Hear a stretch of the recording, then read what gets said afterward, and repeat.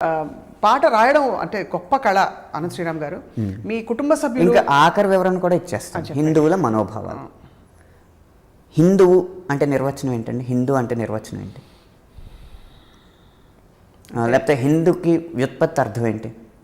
సరే, హిందువులు అంటే మనకి రకరకాల సింధు నది అక్కడి నుంచి మొదలవుతుంది. అయ్యేం కాదు, అవన్నీ ఇండస్ వ్యాలీ సివిలైజేషన్ అక్కడి నుంచి మొదలవుతుంది. అవన్నీ ఇప్పుడు ఆధునికులు ఇచ్చిన ఇన్ఫర్మేషన్. ఒక పదం సృష్టించబడిందంటే సంస్కృతంలో ఆ ధాతువుకి ఒక అర్థం ఉంటుంది కదా.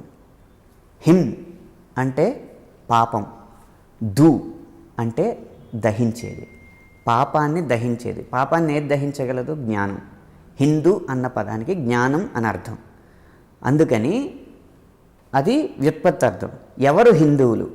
ఉత్తరాన్న హిందూ కుష్ పర్వతాల దగ్గర నుంచి దక్షిణాన్నున్న హిందూ మహాసముద్రం మధ్య భాగంలో ఉన్న ప్రతి ప్రాణి హిందువు అనేది శాస్త్రం ఇచ్చిన నిర్వచనం. హిందూ కుష్ అంటే ఇప్పుడు మనకి పాకిస్తాన్కి, ఇండియాకి, ఆఫ్ఘనిస్తాన్కి ఒక ట్రై జంక్షన్ ఉంటుంది. అక్కడ ఉంటాయి పర్వతాలు, హిందూ కుష్ రేంజెస్ అంటారు కదా. అక్కడి నుంచి ఈ భూభాగం వరకు జ్ఞానం ఎక్కువ ఉంది. అందుకని ఈ భూమిలో పుట్టిన ప్రతి ప్రాణి జ్ఞానవంతమై ఉంటుంది. అందుకే పావును కూడా దేవుడి భుజం మీద వేసి మనం కొలుస్తాం. అంటే ఇక్కడ పుట్టిన మామూలు వానపాము దగ్గర నుంచి ఐరావతం అంత ఏనుగు వరకు అన్ని జంతువులు కూడా హిందూ జంతువులే. పుట్టిన అందరూ కూడా హిందూ. బట్ అన్య మతస్థులు ఇతర ధర్మాలు అన్య మతం వచ్చాక హిందూని మతం చేశారు, హిందూ అన్న పదాన్ని. బట్ మీరు జాగ్రఫికల్గా చెప్తున్నారు. ఆ జాగ్రఫీయే హిందూ ఇచ్చింది. తర్వాత వీళ్ళు తీసుకున్న డెఫినేషన్ తప్పు. ఎందుకు? సుప్రీంకోర్టు జడ్జిమెంటే ఉంది, హిందూ అనేది మతం కాదు, ఒక జీవన విధానాన్ని సుప్రీంకోర్టు ఇచ్చిన జడ్జిమెంట్ ఉంది. ఇంకెవరి మనోభావాలు దెబ్బతిన్నట్టు ఇక్కడ?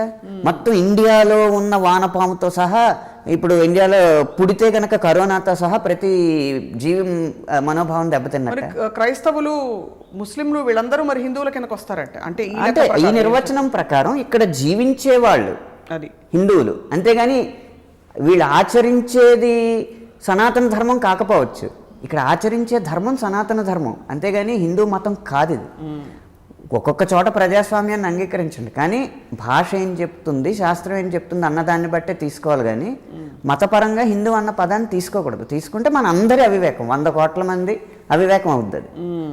ఆ లెక్కను చూసుకుంటే ఆ పాటకి వచ్చిన లైక్లు, డిస్లైక్లు చూడండి. ఇప్పటికి డిస్లైక్లు 10,000 ఉన్నాయి, లైక్లు 12 లక్షలు ఉన్నాయి. ఎంత శాతం మందిని హర్ట్ చేసింది? ఆ డిస్లైక్లు కూడా సంగీతం నచ్చకపోవచ్చు, రకరకాలు ఉండొచ్చు. డిస్లైక్లు అందరికీ ఉంటాయి. అది డిస్లైక్ల అది కేవలం హిందువుల్ని హర్ట్ చేసింది అనడానికి ఉండదు. హిందువులు అంటే నిర్వచనం ఇది. ఆ విధంగా ఏ ఆరోపణ ఈ పాట మీద వచ్చింది సరైంది మీరే చెప్పండి.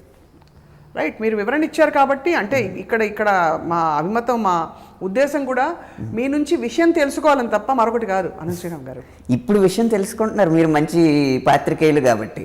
అవును, తప్పకుండా. అంటే నిజంగా అప్పట్లో చాలా వచ్చాయి. బట్ అది ఎక్కడికి దారి తీస్తుంది అంటే, ఒక ఛానల్ అడిగాక ఒక ఛానల్, ఒక ఛానల్ అడిగాక ఒక ఛానల్, దాన్ని రాద్ధాంతం చేసి మొత్తానికి నిర్మాత ఆఫీసుల మీద రాళ్ళు వేసేదాకా తీసుకొస్తుంది. అదే స్పందించకుండా ఉంటే ఏమైంది? సినిమా రిలీజ్ అయింది, అయిపోయింది. ఆ పాట ఇప్పుడు 50 మిలియన్లకి నడుస్తుంది. అదే జరుగుతూనే ఉంది. అవును. అది మళ్ళీ బ్యాక్ టు నాకు